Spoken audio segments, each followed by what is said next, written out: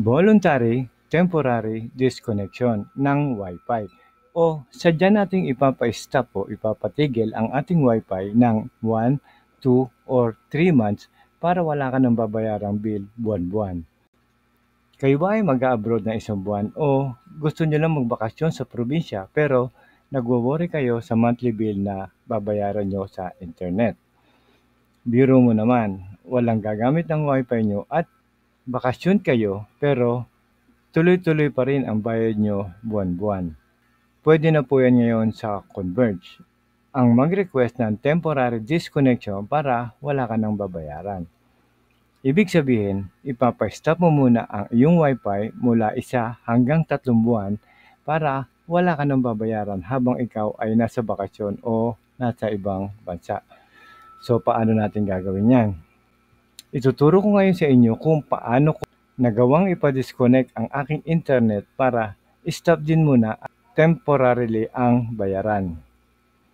So, noong una, nagtry akong hanapin sa phone kung paano pero wala akong makita kaya hinanap ko din sa PC. Ayun, bingo! Nasa terms and conditions pala. Sa number 17 under ng suspension, disconnection of service. Kaya pala hindi ko siya makita. Nandun pala siya sa loob. Okay? So, ano ang voluntary temporary disconnection? Una-una, the subscriber may apply for voluntary temporary disconnection o BTD of service for a minimum period of 30 days up to a maximum of 90 days. So, ibig sabihin, pwede natin gawin yan sa loob ng 30 days hanggang 90 days. Number 2, only one transaction for BTD per year is allowed. Okay, so sa loob ng isang taon, isang beses nyo lang pwedeng gawin yan. The subscriber shall have a 30 days from the end of the BTD period to apply for reactivation and pay the reactivation fee. Okay, so right after na pinestop nyo siya, itatawag nyo pa rin sa kanila para ipa-reactivate at bayaran nyo ang reactivation fee na 300 pesos. And number 4, apply for reactivation para ibalik ang inyong Wi-Fi. Failing in which shall cause the permanent disconnection of the service for the relevant account. So, kung sakaling hindi nyo maitawag o maipa-reconnect, ay posible ito na maging permanent disconnection. Now, how to request for voluntary or temporary disconnection? Paano? Dito, ipapakita ko sa inyo mula sa ating account. Punta tayo sa Help Support. Click lang natin yan. And then, under ng Health Support, punta naman tayo sa Get Help. I-click ulit natin yan. And then, scroll down nyo lang ang inyong screen. Sa ilalim, makikita nyo yung Submit a Request. Click ulit natin yan. And then dito, mag-i-input na kayo ng mga specific details. Okay, so tatanungin kayo kung ano ang inyong concern, saka yung sub-concern type.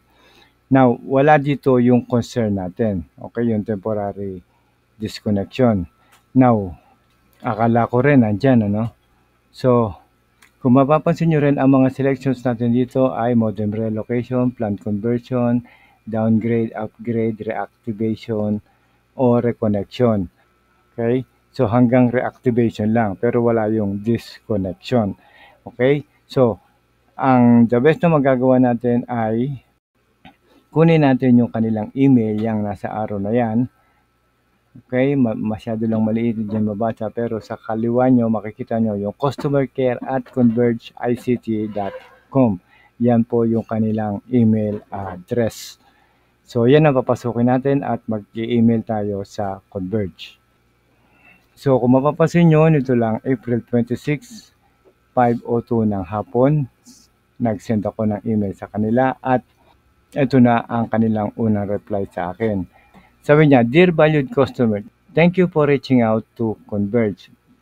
This email confirms that we have received your message. Okay, napansin nyo na nagkaroon na ng response yung ating message at binigyan na tayo ng case number. Okay, so yan yung unang reply sa akin ng Converge.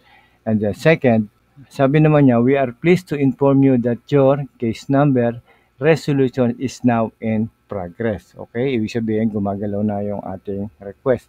At the same date, April 26 yan, tingnan nyo sa araw. So, ang pagitan niyan ay 1 hour lang na sumagot kaagad sila. Okay? So, pangatlo, to better assist you with case number and maintain the security of your account, kindly provide us. Meron na silang hinihinging mga details sa iyo, kamukha na account number, account name, and address. Okay? So, pagkabigay ko naman nung hinihingi nila na yon, eto na. At 6:53 ng umaga kinabukasan, ang sabi sa akin ay, "We are pleased to inform you that your case number has been successfully resolved." So, ibig sabihin, 2 araw lang ang pagitan dahil inabot ng gabi, no? Siguro kung umaga ko ito naumpisahan, within the day. Okay? So, ganyan kabilis ang response ng Converge ngayon. Dati kasi marami ako naririnig na reklamo dito na may problema. Ngayon, pag inopen nyo naman ang inyong dashboard ay mapapansin nyo na disconnected. Ibig sabihin na apply na nila yung iyong request at effective na agad immediately. Okay? So, disconnected na tayo, hindi na tayo o wala na tayong internet. Pero, meron ka pa ring access sa iyong account. So, recap tayo. Number 1, apply via email sa email address na yan. Number 2, wait for reply at ibigay nyo lang ang lahat ng hinihinging documents ni Converge. Okay? So, number 3, wait for approval. And lastly, enjoy. Meron na rin tayong video ng mga dapat gawin kung may problema ka sa Wi-Fi mo, kamukha ng technical issue, bills and payments, saka products and plans. At ilalagay ko rin ang link sa description para pwede niyong panoorin anytime. Bukod dyan, meron pa rin tayong paano magpalipat ng Converge Wi-Fi sa ibang lugar o relocation. Nasa description din ang link para pwede niyo mapanood anytime.